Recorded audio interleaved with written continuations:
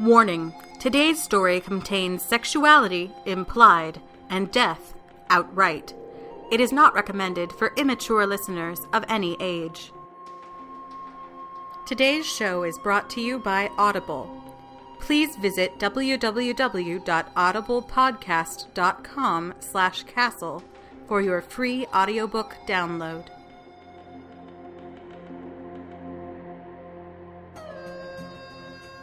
Podcastle, number 26, for September 23rd, 2008. Black Ribbon by Dawn Albright.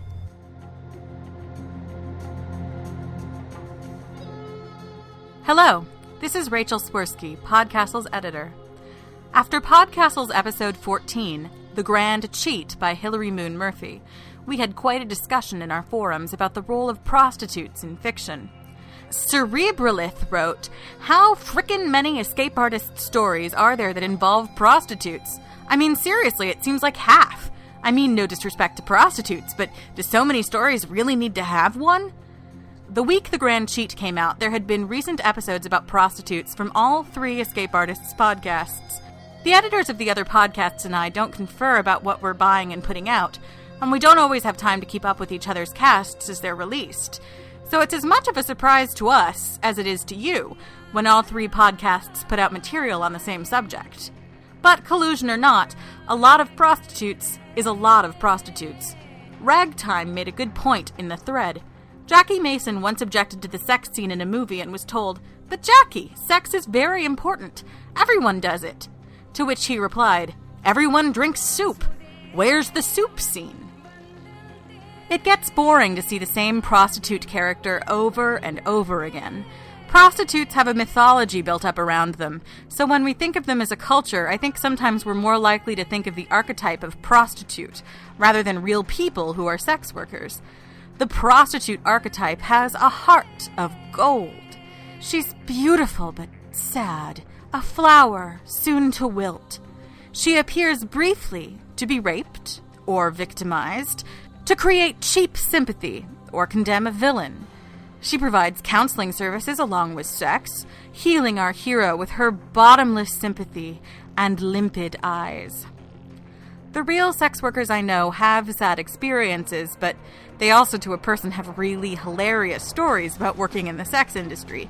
Sex, let's face it, is pretty silly, especially when money is involved.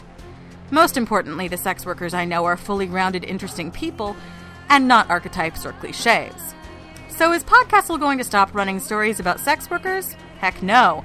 But hopefully we'll be running the good ones. We want to avoid the one-dimensional plot tool prostitutes, just like we want to avoid the one-dimensional plot tool tavern owners, sly rogues, and evil sorcerers. Today's story is The Black Ribbon by Dawn Albright, a biostatistician living in the Boston area with her husband, 2 kids, a bearded dragon, and a milk snake. She blogs about the creative aspects of her life at dawnwitch.com. Black Ribbon first appeared in Marion Zimmer Bradley's fantasy magazine. It's read for us by Heather Welliver. Heather's newest appearance will be in Chasing the Bard at chasingthebard.com by Philippa Ballantyne. Heather Welliver is playing Anne Hathaway, starting in Chapter 5. Chasing the Bard will also be available in iTunes. Heather Welliver is also a member of the band The Shillas, which you can find at myspace.com/The Shillas. Links in this introduction are available on our website, podcastle.org. Enjoy the story.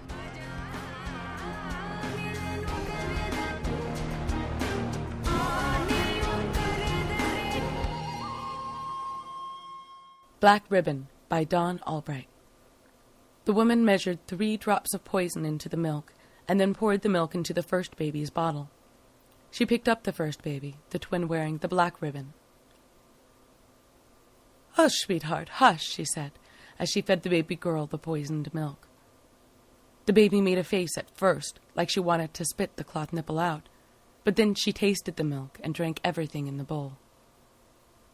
The woman gave the baby one of the last kisses she would ever feel, and then she picked up the sister, the baby wearing the red ribbon, and fed her pure milk. The nurse wore no gloves, but in a few weeks she couldn't touch the black ribbon baby without protection. Karis in the red ribbon wore the gown she would wear in the sitting room that evening, when gentlemen started to arrive at the house. Karis and the black ribbon wore a mixture bizarre even for cosmopolitan parcel. Light leather breeches wrapped tight around her legs and tucked into her high boots, a riding shirt like the wild horse tribes to the east wore, silk gloves like a lady of the western courts, and a heavy veil that covered her face with only a thin slit to see through, like a southern barbarian. They covered every inch of her skin. "I saw him last night," the Karis who was going to go downstairs said, after she had taught the other Karis the new dance step. "He seemed nice." That was the signal that lessons were over for the night. The Karis in black stepped back and sat on her bed, and the Karis in red retreated to the other side of the room. The free sister preferred to run from the quarantined sister as soon as allowed, but the older woman liked for them to talk. When the time came, Karis in black had to be able to impersonate her sister, and she should know how she spoke. The plans had been made years before they were born. "He seemed nice," Karis in black said. "That's not what I'd heard." "When have you heard anything?" the other sister said. "I'll see you tomorrow."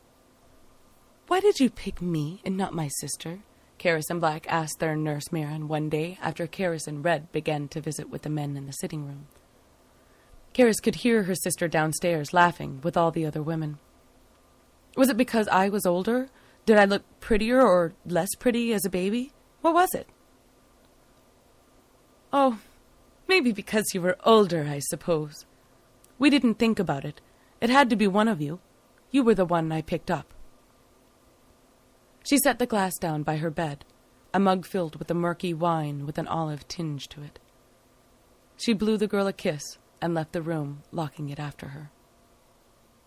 Karis picked up the mug and held it to her mouth. She heard the music from downstairs, and she heard the sounds of dancing. She knew that dance, too, one of the ones that her sister had taught her while wrapped in veils and gloves, although Karis was locked behind her heavy leather clothing. She listened for a moment more, and then she threw the mug down on the floor. It cracked and spilled the wine across the floor. The herbs made a pattern against the red tiles that looked almost pretty. Karis stared at it with her hand to her mouth. Her lips didn't touch her hand. At first she wanted to call her nurse to bring a second cup, but then she ran for rags to wipe up the mess and tried to think of a story to explain the broken mugs the next day. She wrapped the wine-soaked rags into a ball and put it in a bag where she placed her soiled napkins once a month for one of the women of the house to bury. No one would look to see that some were stained with wine and poison instead of blood. When she finished, she went to her window and looked out at the alley below.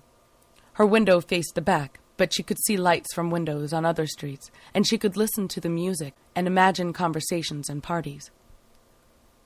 Downstairs, a piper forced his pipe to play dance instead of the weird, mournful wails it wanted to sing.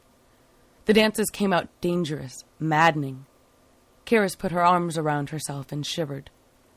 She pulled off her embroidered shirt and rubbed her hands along her arms and breasts, wondering if other people's skin felt like her own. In the morning, the only signs that she hadn't taken her wine were the dead mouse on the floor of the room and the way her stomach lurched when she got out of bed. Her caretaker looked at the mouse with a surprised eye. She knew the signs of this poison, but then she thought of the supply of herb in the kitchen and ignored it. She told Karis that she had a flu, accepted that she had knocked her glass off the table in the night, and left her breakfast. Karis wondered if her food might taste better without the leftover taste of poison in her mouth, but when she'd had 3 bites of it, the contents of her stomach came rushing back up. The chills and the headache and the nausea got worse through the day, so when Marin came back with a glass of murky olive wine, she could only raise her gloved hands feebly to try to keep the glass from her lips. The wine slipped down her throat, and with the familiar bitter taste, she felt a touch of relief from her headache. The next morning, she felt well again, and when her nightly potion came, she only held it in her hand for a few moments before she drank it all. The house did a thriving business with the Grandarian merchants who had occupied their country just as surely as other countries had been occupied with armies. Every year it did more business with the local populace, too, as the local men slowly forgot the times when the house had been a temple and the women in it priestesses. The men downstairs complained that the Karis they knew wasn't available to the public. She had many admirers. The twins weren't the prettiest girls in the house, not at that house, although there were others where they would have been. Karis owed at least some of her popularity to her unavailability. When the men who spent their evenings talking to her and dancing with her discovered that they would have to take another girl upstairs to bed, it seemed only natural to them that there was a good reason for her to be too valuable for the common trade. They speculated that she was a royal bastard, with the light hair and fair coloring that many members of the royal house had inherited from past marriages of state with Western kingdoms. Rumors of her royal birth spread. One day, the younger prince himself came to the house and danced with Karis. When the prince was refused Karis's company, the rumor was confirmed. What reason would the shrewd businesswoman have for angering the prince if Karis wasn't a close relative, even a sister? Who could they be saving Karis for? Soon after that, the Grandarian ambassador came to the house to see the royal bastard, and he took Karis upstairs. First, they had to make sure that 16 years had been enough time to make the other Karis ready. They brought a stray dog up to her and told her to take off her gloves and stroke it. She did so, gingerly, afraid that the starved-looking dog might bite her hand. "Let it sniff you first," one of the women said, seeing her hesitation. The dog sniffed her hand and didn't find anything wrong with the scent. Its tongue snaked out to touch her hand as nervously as Karis had previously touched it. Karis jumped at its warmth. She hadn't thought that the dog she had seen from her window would be so warm. She brought her hand up to scratch its ears and enjoyed the feel of the fur. The dog leaned against her leg, and Karis dropped to the floor next to it to rub her hands through its coat and rub its belly when it rolled over to present it to her. She looked up to ask Marin if she could have some old meat or milk to give to the dog, and saw their faces watching her, watching the dog. She pulled her hands away from the dog and stood up, alarmed. The dog followed her, pushing its nose against her leather pants. "That's not enough to kill it, is it?" "You know it is," her sister said. "Don't play innocent with us now." Karis tried to answer her, but couldn't. She couldn't think of anything that would make her sound innocent. She sat on the floor, away from the other women, while the dog started to whine and vomit. Later, Marin touched her hair gently with a thickly gloved hand. Karis expected words of comfort for the dog's death that she could refuse to hear, but instead, the older woman only sighed. "Your sister is no longer a virgin, darling. If you're going to finish this properly, then the ambassador can't be able to tell you apart by that difference." Karis said nothing, and after a few moments, the older woman continued. "There's a young man downstairs. He's a drunkard, of good family, but he has nothing left but debts now. He owes every house in the district, including us, but he's handsome and pleasant." Karis still said nothing, and her nurse tried again. "A man is harder to poison than a dog, Karis.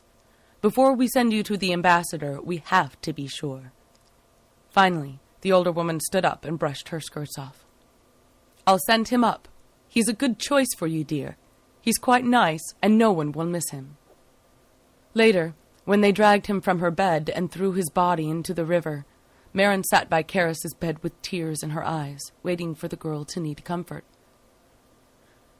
Marin sat with her through the sunrise and through most of the morning, but Karis sat silently with her needles and yarn and didn't seem disturbed by anything but the smell of vomit that the cleaning hadn't entirely dispelled.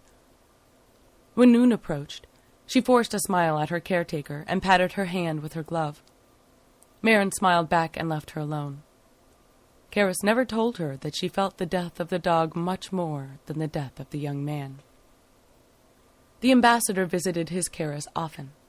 Marin often wondered out loud if it was the girl that he liked or the idea of screwing a member of the royal family. Marin had no respect for the ambassador. Karis in Black often wondered how her sister felt about him, if she felt the same repugnance she had felt for the young man dumped into the river. The other girl had always been quiet when she visited her sister in quarantine, but now their visits looked and sounded like prayer hour. They both stared at the floor and said nothing.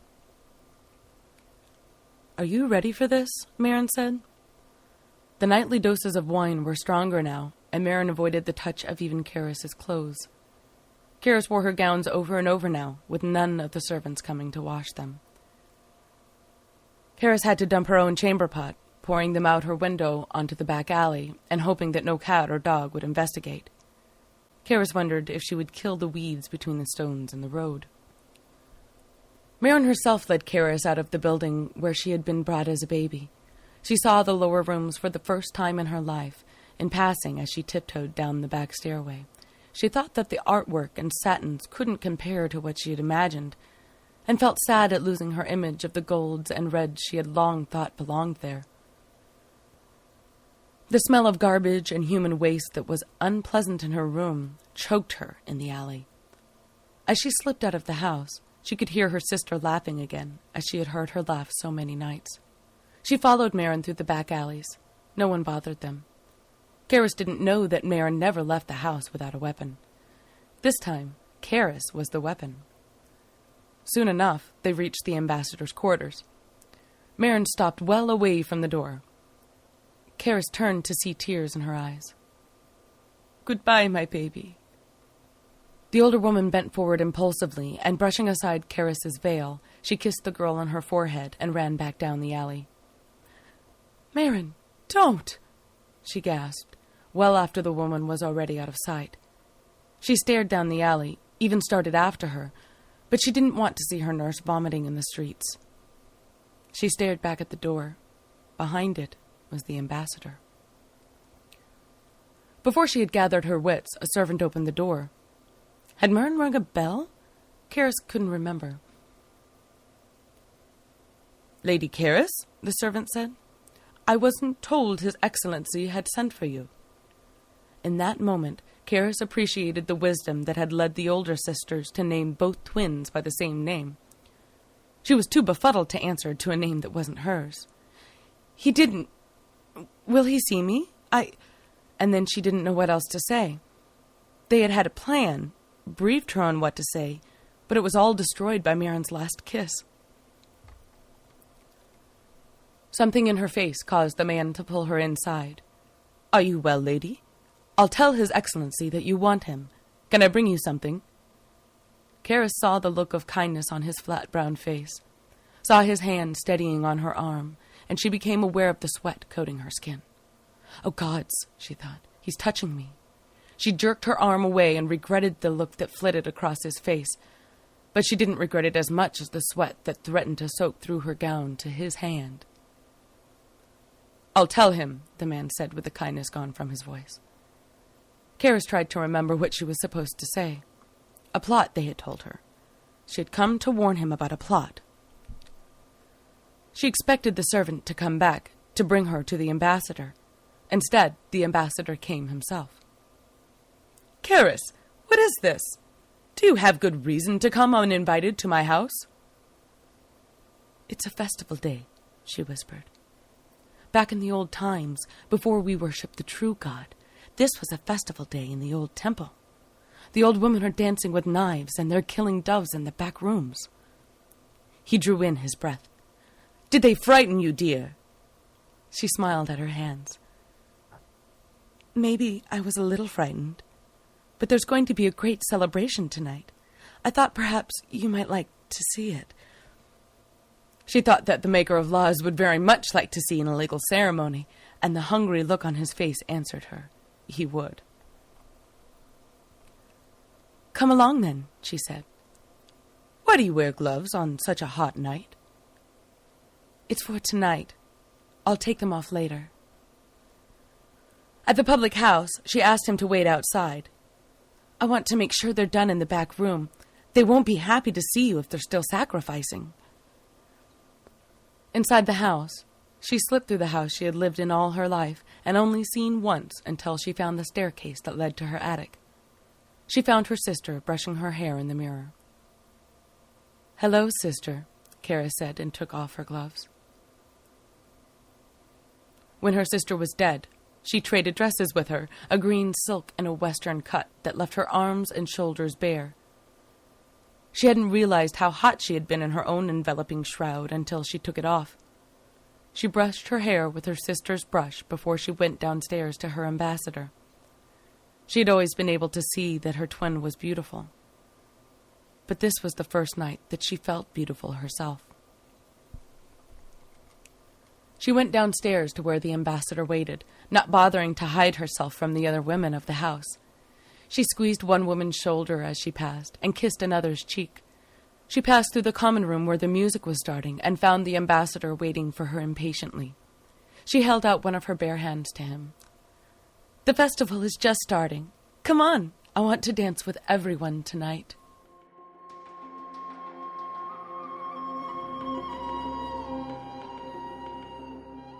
Our first Podcastle giant, Richard Park's Moon Viewing at Shijo Bridge, a medieval Japanese detective story, met with a chorus of approval.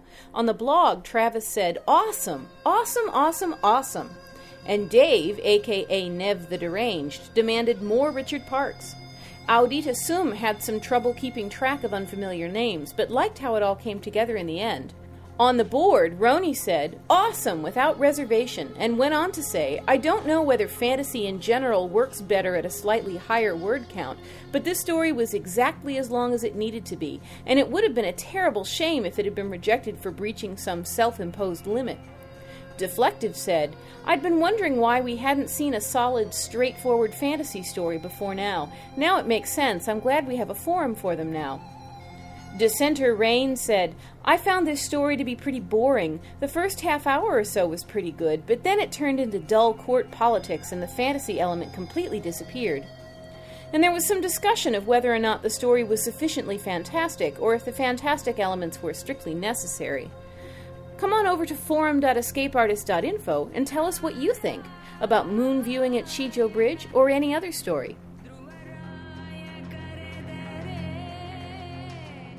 Whether you loved or hated today's story, we hope you'll keep checking out more audio fiction. Audible.com is the internet's leading provider of spoken audio entertainment, providing digital versions of tens of thousands of audiobooks that you can download to your personal computer or MP3 player. Listen when, anywhere. Audible has over 40,000 titles representing every genre, including 1,000 science and technology books and 1,100 science fiction and fantasy titles. Audible has been kind enough to offer a free audiobook to Podcastle listeners who sign up at audiblepodcast.com/castle today. If I were to pick up something from Audible today, I'd grab Heart's Hope by Orson Scott Card. I'm a fan of Ender's Game, of course, like everyone else, but I read Heart's Hope when I was young, and I don't remember much of it, except for an image of two Siamese twin goddesses, forever looking at each other. Again, that website is audiblepodcast.com/castle. Sign up and get your free audiobook today. Podcastle is a production of Escape Artists Incorporated and is distributed on a Creative Commons Attribution Non-Commercial No Derivatives license. Share it, but don't change it or sell it. Our theme music is by Shiva in Exile. You can find them at magnatune.com. You can discuss this episode of Podcastle or nearly anything else on our forums. Just visit forum.escapeartist.info. And if you like science fiction or horror, be sure to visit our sister podcasts, Escape Pod and Pseudopod. And if you enjoyed this episode, tell a friend, or post to your blog about it, or consider donating via the PayPal link on our site. Louis McNeese said, "You know the worst. Your wills are fickle, your values blurred, your heart's impure, and your past life a ruined church. But let your poison be your cure.